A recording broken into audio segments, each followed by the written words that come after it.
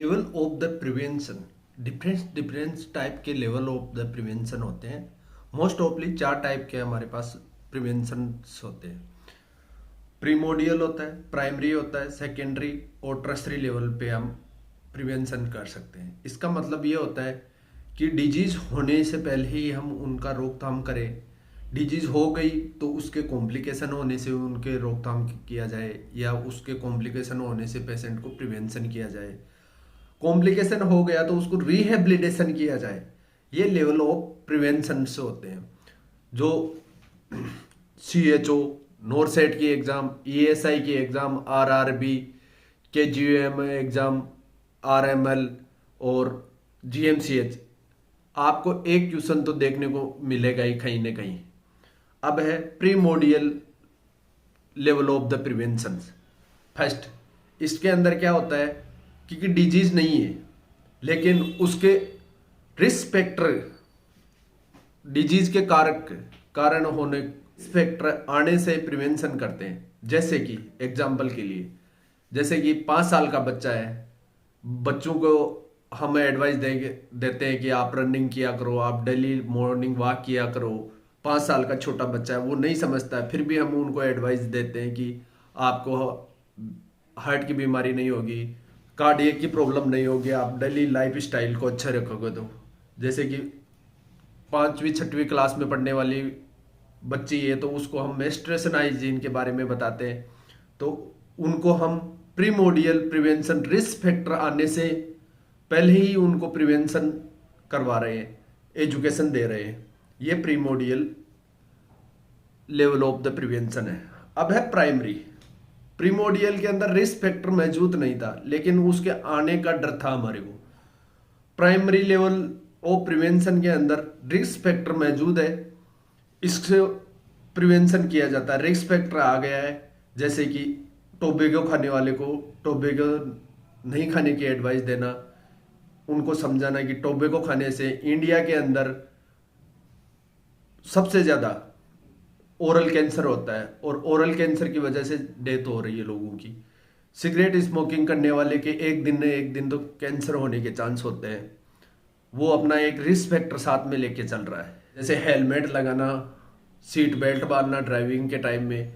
ये सारी चीज़ें हमारी प्राइमरी प्रिवेंशन के अंदर आती है। अब है प्राइमरी प्रिवेंशन। प्राइमरी प्रिवेंशन में होते हैं 2 टाइप्स का प्राइमरी प्रिवेंशन होता है। एक होता है स्पेसिफिक होता है और एक होता है हेल्थ एजुकेशन। हेल्थ एजुकेशन में तो हमने हेल्थ एजुकेशन अभी आपको बताया कि रिस्क फैक्टर के बारे में अवेयरनेस करना, ये हेल्थ एजुकेशन होती है।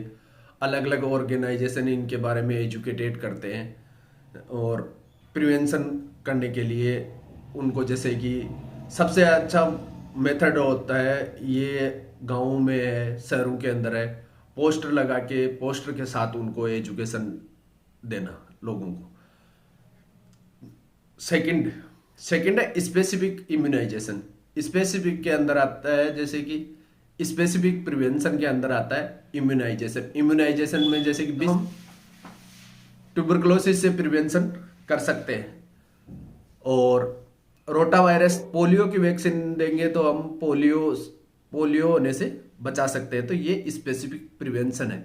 जैसे टिटनस का इंजेक्शन देते हैं, टिटनस टॉक्सोइड होने से हम बचा सकते हैं। अब है सेकेंडरी लेवल। सेकेंडरी लेवल बहुत ही इंपॉर्टेंट है और इसमें से तो क्वेश्चन आता ही आता है। आपको हर एग्जाम, आप पेपर उठा के देखो प्रीवियस में, हर एग्जाम में एक क्वेश्चन आपको मिलेगा ही मिलेगा। सेकेंडरी लेवल में होता है कि रिस्क फैक्टर आ गया डिजीज का। अब डिजीज है, वो कॉम्प्लिकेशन होने से बचाना है। उसका सबसे पहले सेकेंडरी लेवल ऑफ प्रिवेंशन में हम क्या करते हैं, डायग्नोसिस करते हैं। डायग्नोसिस करके उसका ट्रीटमेंट स्टार्ट करते हैं। जितना जल्दी होता है उससे डायग्नोसिस करो, देन ट्रीटमेंट स्टार्ट करते हैं। ट्रीटमेंट स्टार्ट करते हैं तो हम उसी स्टेज में उसको ट्रीट करेंगे या ठीक करेंगे डिजीज को, तो वो कॉम्प्लिकेशन से बच जाएगा, उसके आगे जाके कॉम्प्लिकेशन नहीं होंगे।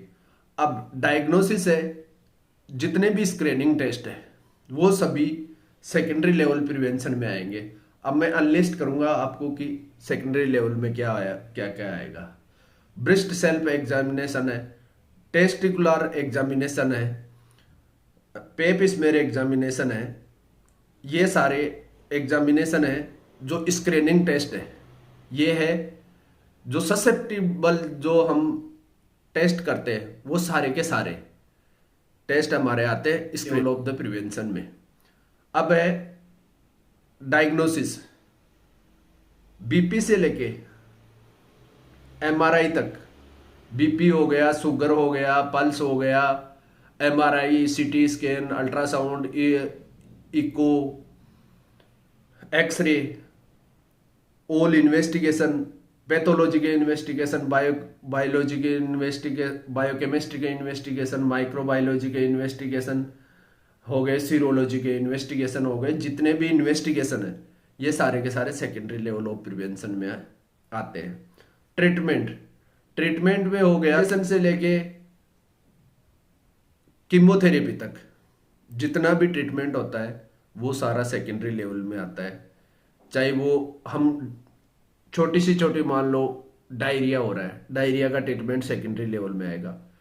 फीवर आ रहा है, फीवर का आ रहा है, पेन हो रहा है बॉडी के अंदर, तो पेन का मैनेजमेंट करना सेकेंडरी लेवल मैनेजमेंट आएगा। चाहे एक, सभी के सभी सेकेंडरी लेवल में आएगा। कैटरेक्ट की सर्जरी भी सेकेंडरी लेवल ऑफ प्रिवेंशन में आते हैं। इसको डॉक्टर इसलिए इंक्लूड नहीं करते हैं, WHO भी इसको इंक्लूड नहीं करती है टर्सरी लेवल में। ऑल सर्जरी टर्सरी लेवल में आती है, लेकिन कैटरेक्ट नहीं आती कि उसमें एक जो हमारी इस आई की लेयर होती है उसको रिमूव किया जाता है। इसलिए वो हम कई बार देखते हैं कि कैंप लगा के जगह जगह किया जाता है कैटरेक्ट की सर्जरी। तो ये सेकेंडरी लेवल के अंदर आती है। ऑल सर्जरी टर्सरी लेवल में आती है एक्सेप्ट कैटरेक्ट। PCM से लेके कीमोथेरेपी तक का ट्रीटमेंट सेकेंडरी लेवल के अंदर आता है। अब जो भी ट्रीटमेंट आ रहा है इसके अंदर बीच में, PCM हर जगह आपको इजीली अवेलेबल हो जाएगी, लेकिन कीमोथेरेपी टर्सरी लेवल हॉस्पिटल के अंदर ही होगी, स्पेशलिस्ट हॉस्पिटलों के अंदर ही होगी। अब है टर्सरी लेवल, डिजीज आ गई, डिजीज का ट्रीटमेंट कर दिया, लेकिन बंदा डिसेबल हो गया, वो अपने काम नहीं कर सकता। टर्सरी लेवल में हम ओनली फॉर रिहेबिलिटेशन का काम करते हैं, जिसमें उसको इतनी ट्रेनिंग देते हैं कि वो अपना डेली रूटीन का काम कर सकता है, वो अपनी लिविंग लाइफ का काम कर सकता है। इसके लिए टर्सरी लेवल में ट्रेनिंग दी जाती है। और टर्सरी लेवल का आपको उदाहरण बताता हूँ, जैसे कि किसी को स्ट्रोक हो गया तो उसको हाथ में केन देना, वो अपना केन के सपोर्ट चल सकता है। जिसको दिखाई नहीं देता है उसके लिए गोगल्स लगवाना, ये टर्सरी लेवल के अंदर है। जिसके न्यूरोलॉजिकल प्रॉब्लम हो गई है उनको कैसे ओरिएंटेड रखा जाए, उनको फिक्स टाइम पे अपना एक्टिविटी का सिखाना, ये टर्सरी लेवल का है। हैंडीकैप्ड हो गया तो उस हैंडीकैप्ड को अपनी डेली लिविंग का काम कैसे करना है। एम्पुटेशन हो गया तो वो वॉकर के तरफ कैसे चले, ये टर्सरी लेवल में के अंदर आता है। और रिहेबिलिटेशन लॉन्ग लाइफ डिजीज होती है, तो उन डिजीज में क्या है कि पेशेंट अपना खुद कर सकता है। जैसे कि ब्लड ग्लूकोज शुगर लेवल को घर पे मॉनिटरिंग करना, ये ट्रेनिंग पहले हॉस्पिटल में दी जाती है, फिर वो पेशेंट होता है वो अपना घर पे चेक करता है। तो घर पे चेक करते हैं या होम पे चेक करने को टर्सरी लेवल पे आता है। बीपी मेजरमेंट करना घर पे, ये टर्सरी लेवल के अंदर आती है।